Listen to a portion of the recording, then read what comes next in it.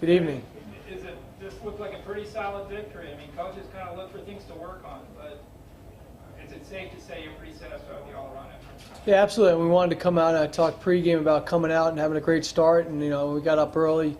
That certainly was where we wanted to be, and then we finished the half with the 2-minute drill and the field goal. So it was definitely what we wanted to be at the end of the half. Defensively, we played real well. I think we had a turnover on defense. One in the first half, and I think we had another in the second. But the one in the first half, we had the good play on the special teams with the kickoff, and then offensively, we were able to convert those into points. The onside kick, is that coming a moment you feel that you guys can really put the clamp on and take? What's the thinking behind the timing behind the onside kick? Yeah, well, we had scored the second touchdown to go ahead 14-0, and it's an opportunity. We had some momentum. We want to try to capitalize on the momentum. Now, if you make it, and then turn around and score, which is what we ended up doing, which was great. But if you don't, you're giving up a lot of yards, and they get, they're a short field to try to get right back in the ball game. So it's definitely a lot of risk, but you go for the high risk, high reward, and our guys executed it very well. Brendan Levin did a real good job kicking it, and then carving it, as planned, and the way we worked on it came through with the recovery. Is it easier to take that risk because your defense is playing well, even if you put them in bed? Yeah, certainly, absolutely. Yeah, I mean the defense had been playing real well at that point, so we felt, hey, let's take a shot and see if we can't execute this thing right. Can you talk about what Rob gave you tonight? Oh, yeah, Rob, he played a lot in game one as well as our second tight end, and also played some of the first tight end in that game. But Emil was a game day decision, and could have gone tonight, but we felt it would probably be best if we could hold him out, and because he wasn't going to be 100%, and he wanted to go. But Rob came in, did an excellent job. Got his name on the board with the points, which is great for him. That just happened to be the play that we ran at that time, and he capitalized on it and made the play. But he's a redshirt freshman, but he's really come a long way in the 1 year, and we're very excited about his future. Yeah, but obviously it's always week to week, don't look ahead, task at hand, and all of that sort of stuff. And you haven't had any opportunity yet to look ahead. Just from where you sit right now, can you talk about what awaits you next Saturday? Yeah, here's what I know. I know that I think I know. They won their first week game, right? And then they won tonight. I guess they came back and beat. Somebody said they came back and beat Notre Dame. So they're 2-0, and they're obviously are got to be very excited over their first two wins when they beat UConn, and they came with apparently a very exciting game at Notre Dame. Again, I don't know much about that game or what happened. But now it is game week. Now we're not looking ahead. This is it. So we're right on it right now. And once we get out of here, I'll go back and start getting right on Michigan. What kind of things can you do, Kevin, to really impress upon the guys the opportunity that's in front of them next week? Well, I tell you, it's not going to take much from me. I mean, they're well aware of the opportunity right now. I mean, Michigan, I don't know if they're ranked or not ranked, but everyone knows Michigan. I mean, traditionally one of the best programs in the country year in and year out. So to impress upon the guys, it's, hey, we got to play our game is what we got to do, and not get over impressed or under impressed one way or the other with who Michigan is and the venue and the 110,000 people dancing around, all that kind of stuff. We just got to play our football game, and we got to have a good week of practice. And that's what we talked about tonight in the locker room after the game. What's Keemon? Keemon, I don't know too much about Keemon. He rolled his ankle, his groin. Actually, I didn't roll his ankle. I thought it was his ankle, but he had a little groin strain. So I'm not sure where he's at this point. He was, he was fine walking out of the locker room, heading out tonight. But I haven't talked to the trainers at this point. Did you have a feel last year when you were deep at wide receiver that Dan Shearer might have this possibility, this capability somewhere down the road, and just wasn't an opportunity for him yet? Well, I mean, last year he played a bunch last year. Probably and didn't get the catches. I don't know how many catches he had last year, just a few. But certainly he's a guy that could have played a bunch last year. We just had some quality wide receivers, and he was in the mix. But it certainly wasn't the focal point for the wideout game. This year he's right in the mix with us, and he's going to continue to to make plays for us. Sorry if I'm repeating, but onside kick, was that a matter of you're ahead and trying to finish off and grab the momentum pretty hard? Yeah, we want to jump on it, and we talked about it earlier, but yeah, we want to try to jump on that opportunity to see if we had it, and we thought we did, and the kids did a great job executing it. Does the JMU win over Virginia Tech earlier today have anything for you guys? Does it help give you guys some additional motivation heading up to Michigan? No, I don't think so. It really doesn't affect us for Michigan. What it does is it gets JMU high on their horse after a great win over Virginia Tech. and they're in our conference and all. So it's again, another CAA team takes down another Division I opponent. So great. I didn't watch it. I saw just a little bit at the end when they had the punt block after one of our meetings that they tried to review. They missed the punt. It was what do you call it? They roughed the kicker.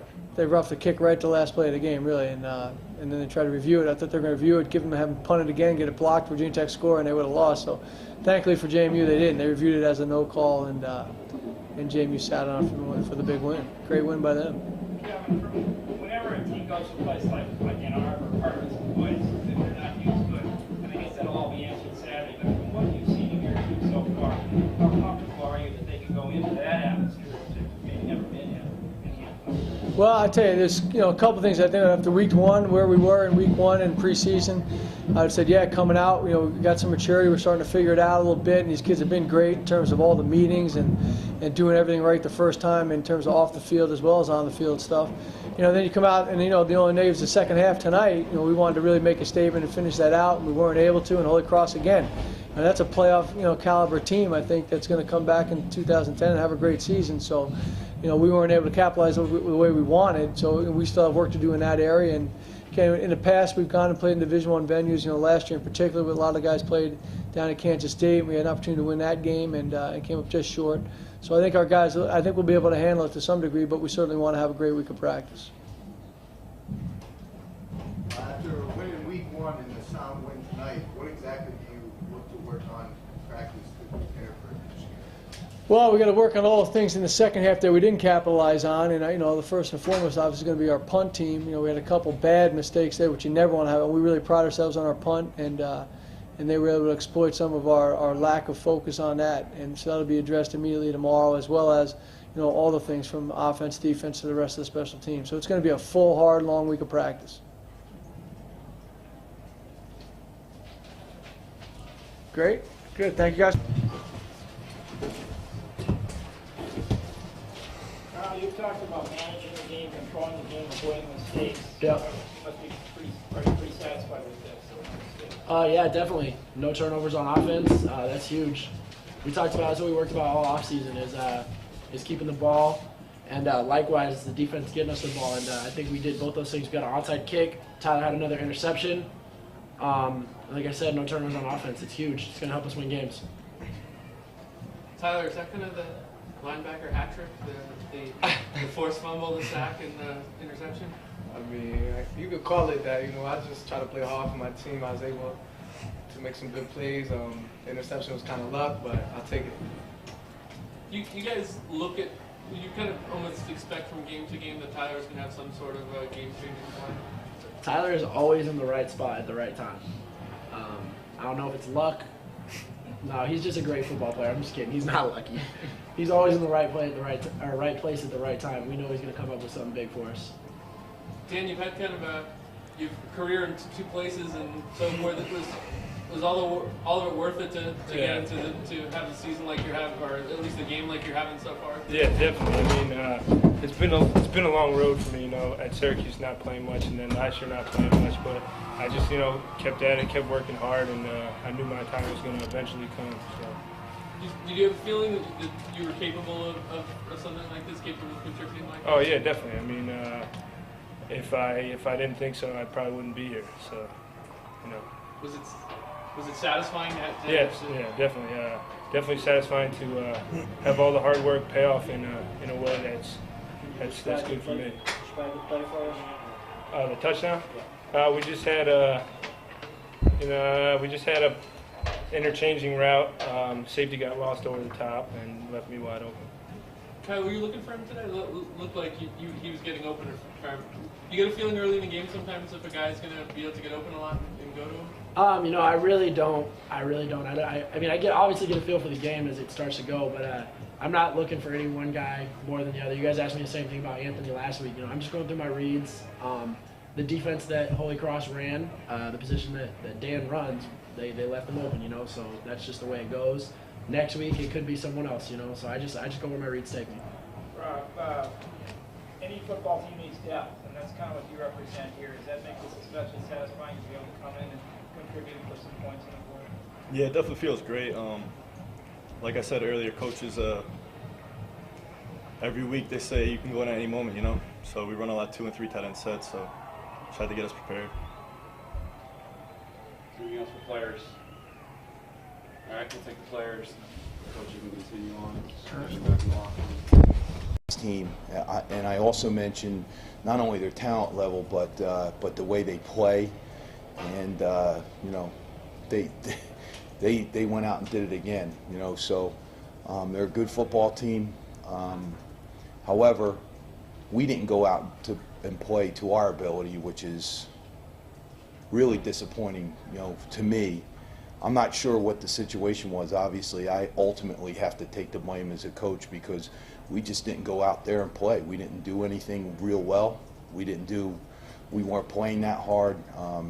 I just am extremely disappointed right now. I don't know if playing at our best would have beaten this UMass team, but you should know that after a game, and I don't, and that's extremely disappointing.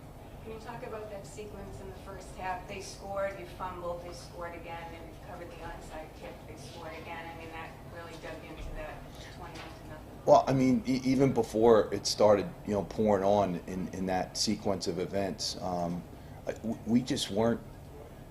I don't know what it was. Was it a lack of focus? We're trying to do things that we weren't supposed to do. We were doing things incorrectly.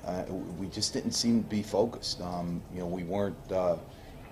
If we were going on air, we were not executing. We didn't need UMass on the field to expose, you know, how poorly we were playing, and that's not taking anything away from UMass. I've already said that already. They're an excellent team. They went out there and played well, did a lot of great things out there tonight, and we just didn't. And I'm a little lost.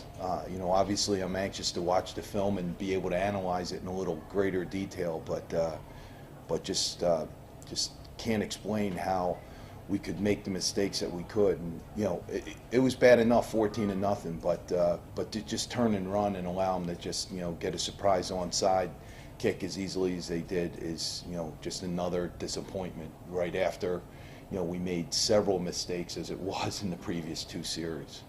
Do you think both sides of the ball, you sent it was, and special teams. It was all 3 phases. It was all 3 phases.